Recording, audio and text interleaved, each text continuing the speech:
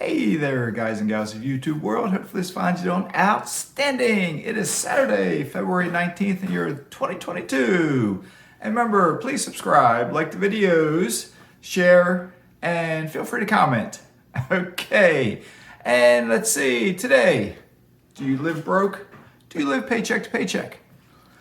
I read a lot. I read a lot of different things. I watch YouTube videos. I think, etc., etc. And one way I've lived my life for a long time, many years, I do dare say, is I live broke. I live paycheck to paycheck. I still live broke. I still live paycheck to paycheck. But Maskey, you have a net worth approaching multi-millionaire. How do you live broke? Maskey, you just put a $8,000 fence in. Maskey, you're building a dock and a tiki hut. Maskey, you've talked about rehabbing your pool. Maskey, how are you living paycheck to paycheck? What are you talking about, Maskey? You're full of it. Am I? All right, here we go.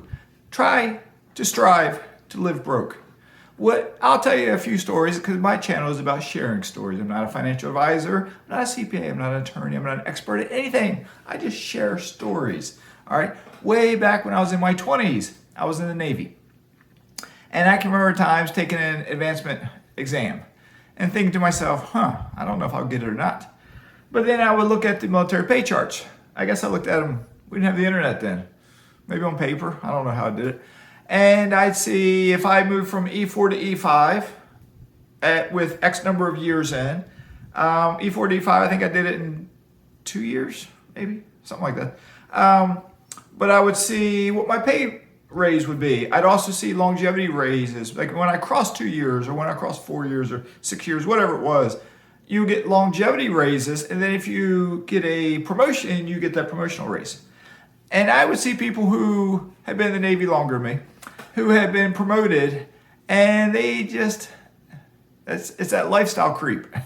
They were living the life. They had newer vehicles.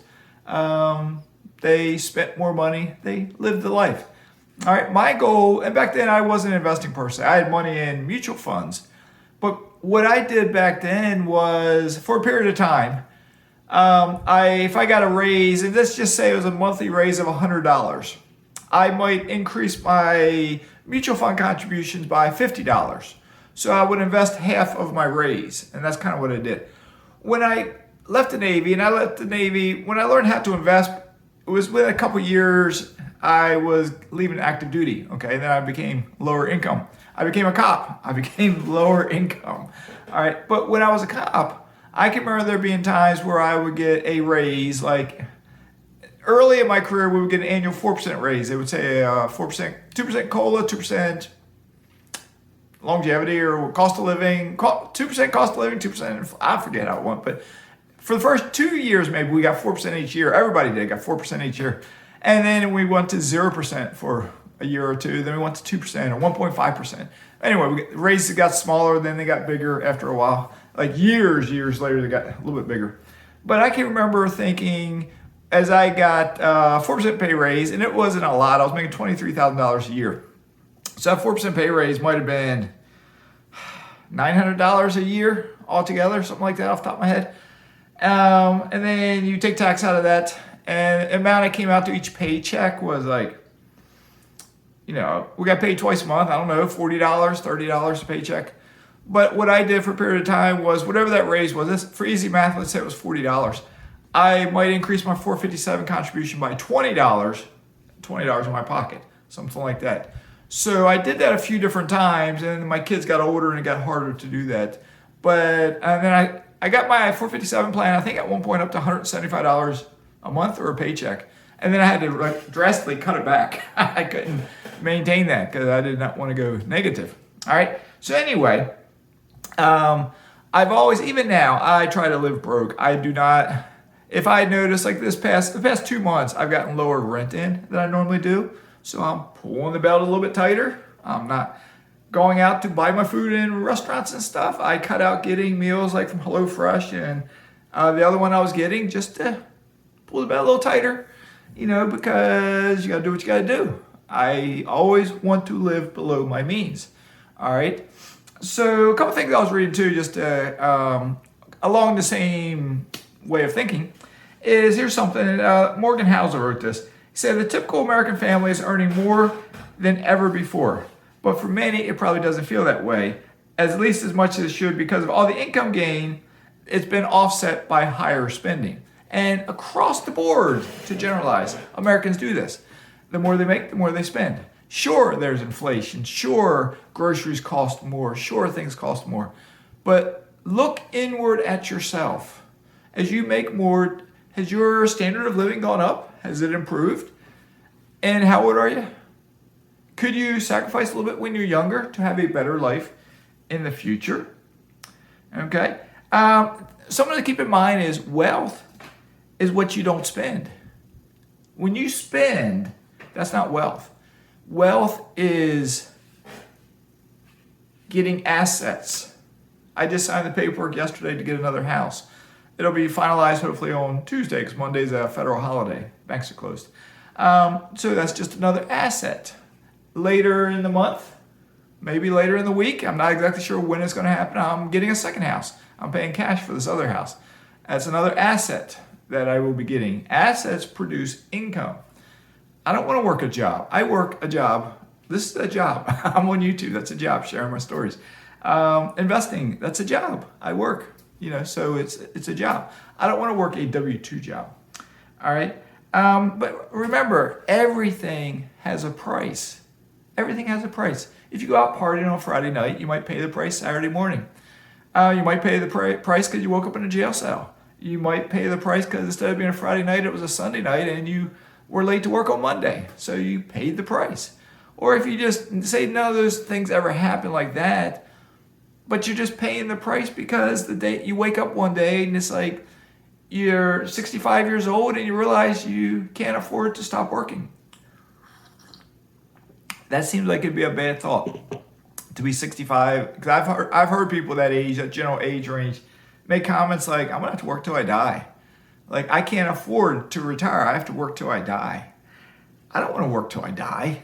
I want to get out and live some life. Okay. Another thing, one last little tangent, and then I'll wrap this video up, is try to think. There's another article I read again by Morgan Housel, and he quoted different people. Morgan's really good at quoting folks, digging in. Morgan thinks a different way. He writes, his website is collaborativefund.com, and he has some books out too. But he quoted Albert Einstein. Albert Einstein was saying he likes to take the time to go on long walks on the beach so that he can listen as to what is going on inside his head. Mozart said something like, when he's traveling in a carriage or walking after a good meal or during the night when he can't sleep, it's such an occasion that his best ideas flow. Bill Gates, he'll take like 7-day retreats where he's basically by himself just to think for 7 days. There's another study from Stanford that says walking increases creativity by 60%. Okay, because when you walk, it's like being a runner. If you run, the long distance runner, it's a solitary runner. I used to be a long distance runner. A solitary runner, it's up here. You're running, but you're thinking. It's up here. Walking, almost anybody can walk. And walking allows you can even be talking with somebody, but it allows you to think. Or if you're talking to somebody, maybe you're verbalizing some of your thoughts to get some feedback. Okay? We all need to turn inward just a little bit more than we do. I look around sometimes and it seems like more and more, so many folks are extroverted. They're going out. They need that companionship. They need to socialize. But then they struggle with economics, with financial stuff. So if we could look inward just a little bit. I've talked about mindset before in regards to investing, but learn to think a little bit more. Think about, all right, I'm getting promoted at work. All right, I'm getting a pay raise at work. I'm getting $1,000 a year more. I'm getting a bonus, $1,800, a one-time bonus. What are you going to do with your pay raise? What are you going to do with your bonus? Save at least half of it. At least half of it. Okay? Because you were living okay before. You just gave yourself another pay raise because you're only saving half of it. The other half goes to your pocket. Okay? So you are increasing your standard of living. So try to do that. Okay? All right, hopefully I've made sense with this. Just to go back to what the title is going to be, try to live broke. Don't look like you're rich when you're living paycheck to paycheck. Just live paycheck to paycheck while you're investing and let the day come at some future age, maybe 10 years from now. 10 years from now, because made a video about this. You can be financially independent in 10 years. You don't have to wait till you're 49 like I did to get started. You can start now and be financially independent in 10 years. And then in 10 years, you live the life that you want to live. You get your own version of your own dock and tiki hut. You rehab your own hypothetical pool or whatever you want to do. You have those options, okay? Sacrifice a little bit now to live a little bit better later, all right? All right, good enough. All right, hopefully that made sense. Mask's going to wrap this up. It's the weekend. There's always something to do. All right, so have a great day. Maskey is signing out.